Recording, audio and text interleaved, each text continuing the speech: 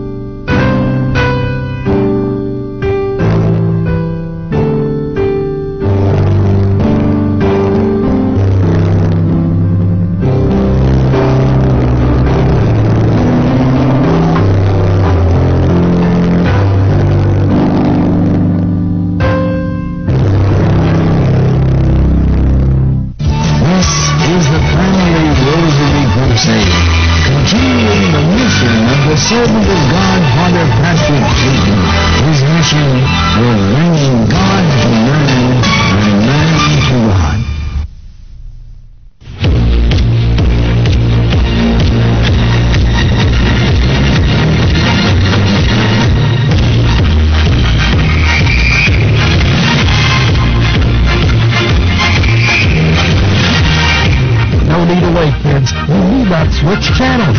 Sit back, relax, and enjoy Be a Bird in this week's edition of Once Upon a Saint. Alright! Magandang araw po sa kanila mga kaibigan. Kami po'y tuloy-tuloy na sa inyong mga tahanan. At syempre, ang lagi nating unang tanong sa ating palatuntunan, iisa lang at yun ay, nagdasal ka na ba? Na dapat mag-isagot na lahat ay, yes! Nagdasal na. Huwag po natin kalilimutan to always pray and pray as a family. At syempre, meron din tayong tanong sa mga batang naririto. Handa na ba kayo, mga bata? Bueno, Jeremy, kung handa na tayo, anong ating gagawin? Yes, Jeremy, go ahead. Maupo na tayo ng maayos dahil narito na ang Once Upon a Saint! Yay! Thank you very much, Jeremy. Ito lamang po ang tanging programa sa telebisyon kung saan nalalaman natin ang totoong buhay at pakikipagsapalaran ng mga tunay na superheroes at sila'y walang iba kung hindi ang mga banal. Alright! At syempre, kasama pa rin natin ang mga mag-aral mula sa Doña Nieves na ating matatagpuan dito sa Mahabang Parang, ang Rizal. Alright! Kami po ay nagpapasalamat sa lahat ng mga taga-Angono kung saan ito raw po ang capital ng ating bansa. Yay! Importante talaga na meron tayong naipagmamalaki. Alam mo yun natin? Lagi tayong may naipagmamalaki mga kamwana. At sa taon na ito, ipinagmamalaki at isinisigaw ng mga Pilipino sa buong mundo na meron na tayong ikalawang banal o santo. Ano ang pangalan ng ating santong banal, mga bata? Siya ay walang iba kung hindi si San Pedro Calungsod. Palakpakan natin. Talaga nga naman, ha? Dapat ba ipagmalaki yan o hindi? Dapat! Nako, ha? Kung nabubuhay siya, aba siguro masayang-masaya siya. At siyempre tayong lahat ay nagdiriwang na mga Pilipino. And hopefully, ito ang hamon sa ating lahat mga bata na isang araw, tayo ay maging banal. Kaya tayo binibinyagan dahil ito ang pagkakataon na tayo ay lumakad sa matuwid at sa mga banal na gawain. Subalit, tamang-tama ito, dahil nung isang buwan lang ay itinanghal doon sa Vatican, sa Roma, ang ating bagong santo. Sino yung unang santo natin?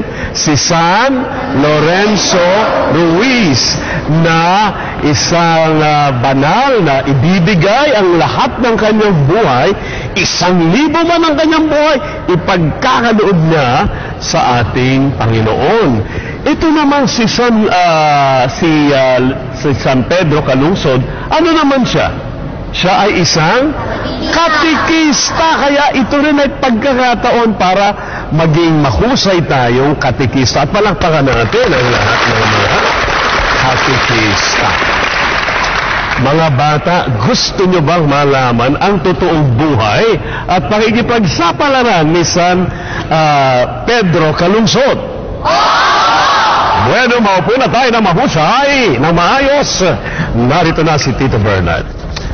Once upon a time, ayan, natatandaan natin sa mga kwento, noong unang panahon, dumating ang mga Kastila sa ating bansa.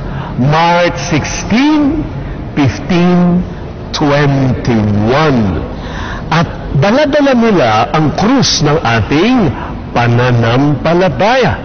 Sila ay dumaong dito sa Southern Leyte, sa may Limasawa, kung saan naman ginanap noong March 31 ang kauna-unahang misa sa ating bansa. Later on, bumaba sila sa Cebu. Abril noon na sila'y makarating sa Cebu at kanyang nabinyagan ng mga kaparian noon itong mag-asawa na si Raha Humabon at si Hara Amihan. At dahil dito, kumalat ang pananampalataya at ang paniniwala at pagyakap ng mga Pilipino sa Kristyanismo. Pakalipas ng 44 na taon, saka dumating na muli sila Miguel Lopez de Legazpi kasama ang mga iba pang mga pare, ang mga Agustinian, ang mga Recoletos, ang mga Jesuita at ang mga Dominicans, at ipinamahala sa mga Jesuita ang buong Kabisayaan nang sa ganon ay tuloy-tuloy na maipalaganap ang pananampalatayang Kristiyano. Kaya naman nagtayo sila ng Jesuit College of Education at tinawag ang mga kabataan, lalo na mga kalalakihan, na mag-aral ng doktrina Kristiyana, ang kauna-unahang nailibag na libro sa ating bansa ni Tomas Pimpin. At isa sa mga nag-aaral doon, ang pangalan niya ay si Pedro Calungsod. Ramdam ng paring nagtuturo sa kanya, tawagin natin na si Padre Juan, ang zeal, ang nag-uumapaw na galak sa kanyang puso, na sabi niya, gusto kong malaman ang lahat ng yan. Kaya isang araw, tuwang-tuwang ipinahayag ni Padre Juan sa mga batang naroroon na, mga bata, nakatanggap ako ng sulat. Ito ay mula sa aking kaibigan na si Padre Diego de San de Torres na nasa Maynila. Kailangan sila ay magmisyon sa isla ng Ladrones. Kagad nagtaas ng kamay si Pedro. Saan po yung Ladrones? Napakalayo nito. Kumbaga, ito yung mga 2,400 kilometrahe mula sa atin. Bakit po Ladrones? Ay, noong unang panahon, bago dumating ang mga Kastila, napadako sila sa isla na yan ng Ladrones, at tinawag na Ladrones dahil ninakaw ng mga katutubo ang mga gamit nila Fernando Magallanes sa kanilang barko. At simula noon, tinawag itong Ladrones, na ibig sabihin ay isla ng mga magnanakaw. Ang pangit naman pakinggan, sabing ganyan ni. Kaya, sino sa inyo ang gustong sumali sa misyon na ito? Tumasagad ng kamay si Pedro. Ako po, sasama po ako. Sigurado ako, mga bata, si San Pedro Calungsod ay wala nang ginawa sa kanyang buhay kundi magdasal. Tutuloy ko na ang kanyang kwento at excited siya na makarating saan? Sa Ladrones. Kaya naman, noong pakalipas ng ilang panahon, I think it was in 1667, ay naglakbay na siya mula sa Cebu patungo, it was August 7, 1667, ay naglakbay siya mula sa Cebu patungo ng Maynila. At sa kauna-unahang pagkakataon, nakarating siya sa Maynila at tuwang-tuwa siya. At mula sa Maynila, nagtungo sila sa Cavite kung saan nakadaong ang barko na San Diego. At ipinakilala sa kanya ang paring Jesuita na si Padre Diego San de Torres. Mabait ang pare.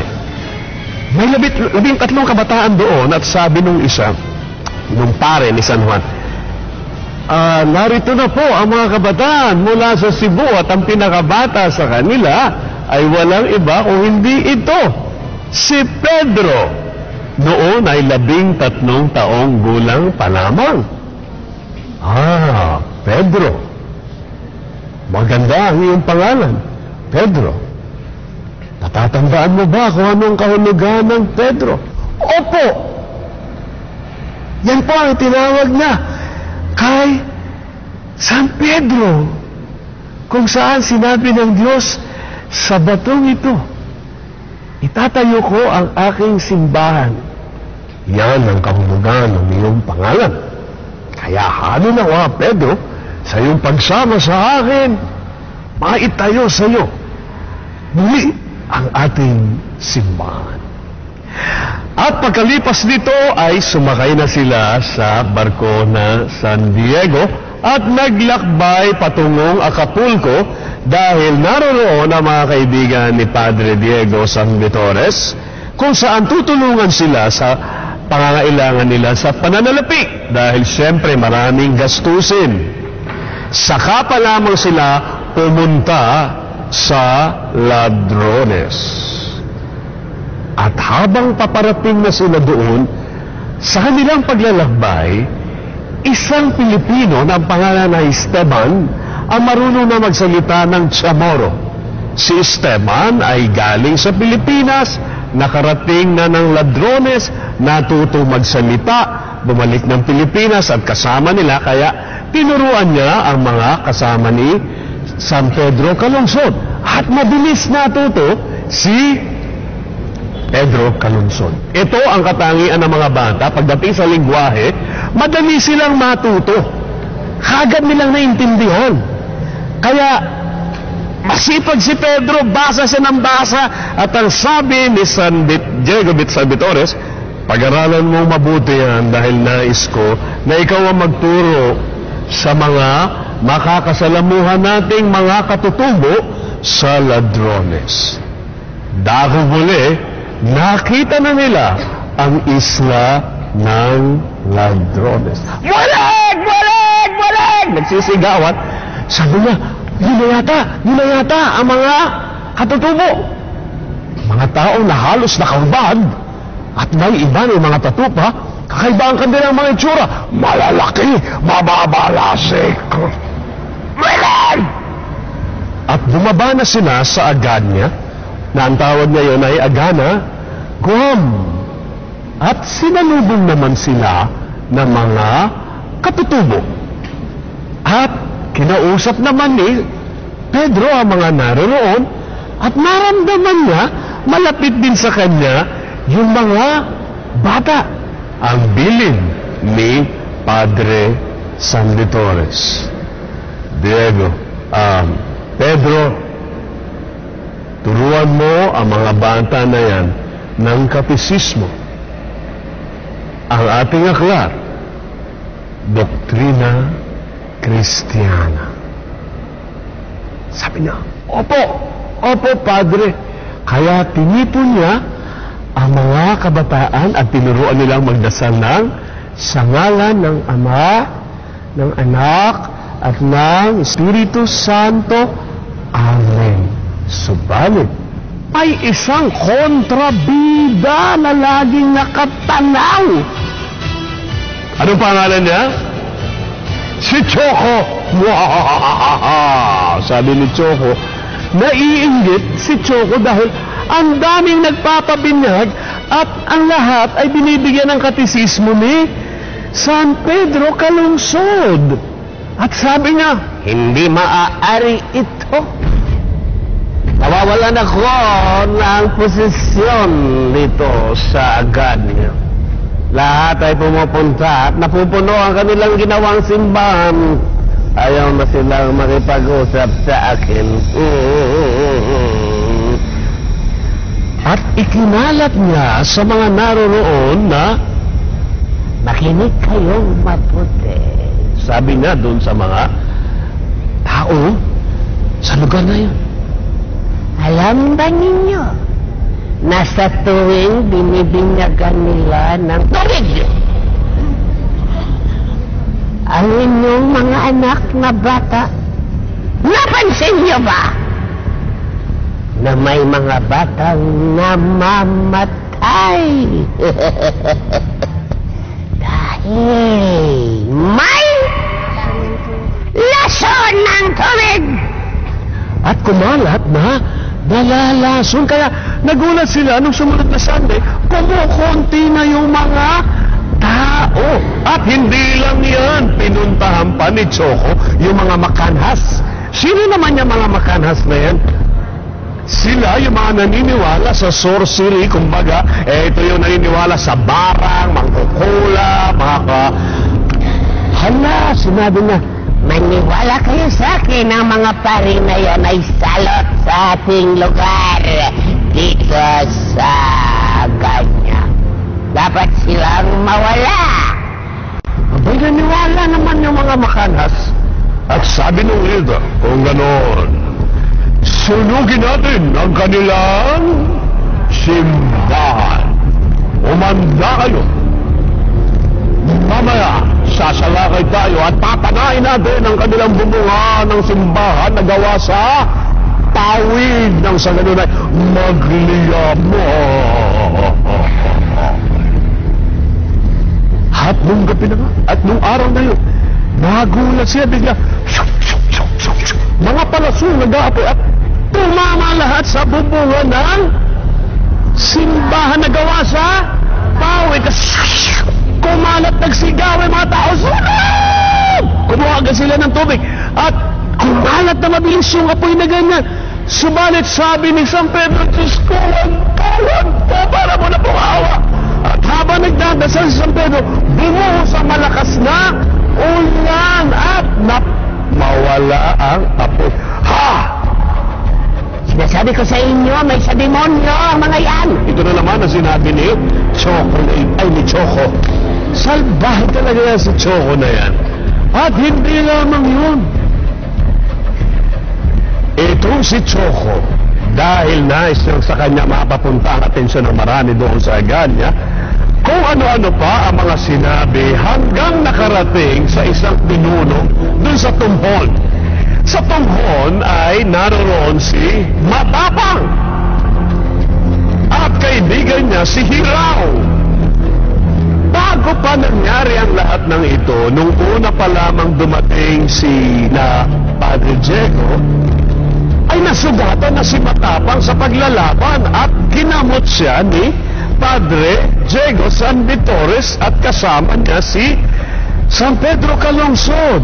Subalit matapos na sunugin ang mga makanhas ang kanilang simbahan at bumuhos sa malakas na ulan, lalong nagalit itong mga makanhas at lalong nagkalat ng chismis si Choco.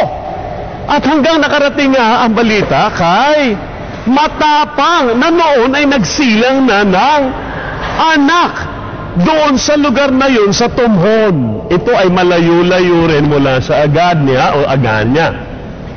At nag-aalala si Padre Diego dahil si Esteban, natatandaan niyo ba si Esteban, yung nagturo ng Chamorro?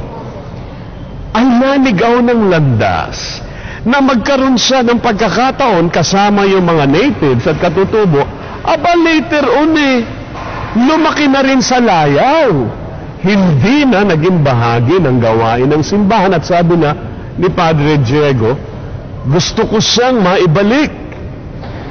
Hanapin natin si Esteban na malapit sa tumhon. Na mga panahon na yon, malabo na ang mata ni ni Padre Diego. Kaya naman may tali siya para sa kasukalan nung kanilang daraanan ay dala-dala siya at kasama ni Pedro. Dahil noon ay matipuno na at around that time, 19 years old na malaki na siya mula 13 hanggang sa 5 taon din siya, 17. So malaki na siyang lalaki at kasama niya. Dala niya yung mga gamit nila sa pagmimisa, kasama niya yung pare, at ilang araw at gabi rin silang naglakbay patungo sa kung saan inaakala nilang naroroon si Esteban. Subalit ang nasa lubong nila sa daan ay si Matapang. At tiningnan siya ni Matapang. Ikaw, si Padre Diego, di ba? Natuwa naman si Padre. Matapang, salamat. Salamat at buhay ka. Uha ng sanggol. Dahil nanganak na ang aking asawa. Lumukso ang dugo ni Diego ni Padre Diego. Nais mo bang binyag? Wag! Huwag kang lalapit sa aking magina kung hindi ikaw ay aking papatayin. Umalis si Matapang. Sabi ni Diego, Padre, wala na sila. Baka nais mong puntahan natin ang kanyang mag-ina at binyagan na natin yung bata para mailigtas siya. Tama, halika. At binyagan nila yung sanggol. Hindi niya alam na kasilip si Hirao. Tinitingnan ni, At kaagad nagsumbong si Hirao kay Matapang at sinugod nila si Padre San Vitores at si Pedro na noon nagbibigay ng katisismo sa mga bata at kumakanta yung mga bata. Tumigil kayo! Sabing ganyan ni Hirao at dala-dala yung sibat. Sabing ganyan ni, wag, anong kasalanan namin? Sabi ni Pedro. At sinibat siya, mabuto na lang. Nakailag agad si Pedro. Tapos sabi ni nung pare, dala-dala yung krus. Tumigil kayo sa ngalan ni Jesus. Isa ka pa. Sisibatin din yung pare. Humarang si Diego. Tinamaan siya. Bumagsak na ganyan. Siyempre sinaklanuhan siya ng pare. Diego, Padre, tulungan mo ko. Isa kang banal, Pedro. Ang iyong kaluluwa ay pupunta sa langit sa ngalan ng Ama at ng Anak at nakita na Padre Diego. Dumarating na naman si Matapang at dala yung machete. Hinagpas yung pare o tumayo pa rin si Pedro. Tinamaan siya. Nabiyak ang ulo niya, umagos ang dugo. At sumugod yung pare, pinusok naman siya. Nadugo ang pangyayari. Nagulat ang lahat doon sa tumon. Nagtakbuhan ng mga babae, nagsigawan sila. At nung makita ng dalawa, napatay na. Ang pare at ang katikista, tinalian nila, hinubad nila yung damit, isinakay sa lancha, dun sa tawag nito at dinala sa gitna ng dagat at inihulong, tinalian ng bato ang kanilang katawan para wala ng bakas. Sinunog ang mga damit. 1985, ginawang Beato o Blessed si Padre Diego San Vitores. At siyempre, noong October 21, ay naging isang ganap na Santo si Pedro Calungsod. Martir, katikista, bata, katulad ninyo, buo ang pananampalataya, buhay sa kanyang Panginoon, at nakikita sa kanyang kilos at galaw ang tunay na Kristiyano. Ang hamon sa kanya nang siya ay binyagan na maging banal ay kanyang tinugunan. Itayaman niya ang kanyang sariling buhay. Mga bata, naibigan niyo ba ang kwento ni San Pedro Calungsod? Lagi tayong magdadasal. Meron na tayong bagong santo, San Pedro Calungsod. Ipanalangin mo kami. Palakpakan natin.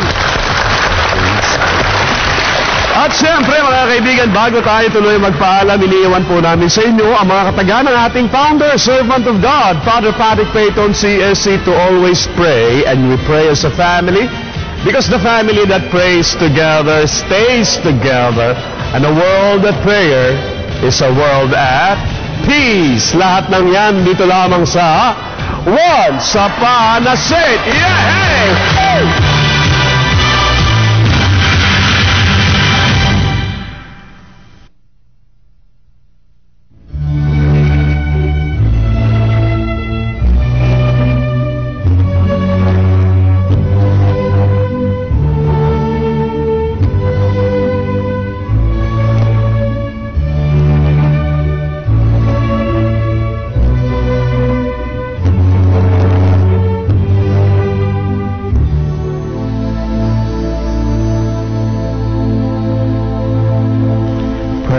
Favor through the intercession of servant of God, Father Patrick Peyton. God our Father, the greatness of your power is made visible in all creation, and the work of your grace is revealed in the lives of holy people. In your unique way, you inspired the life and work of servant of God, Father Patrick Peyton, of the Congregation of Holy Cross.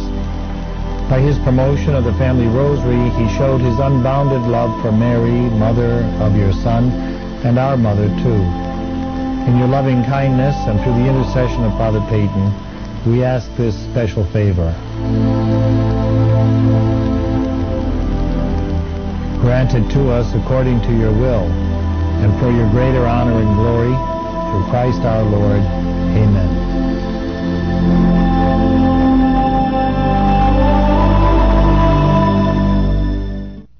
I hope this program gave all of you comfort, courage, and hope.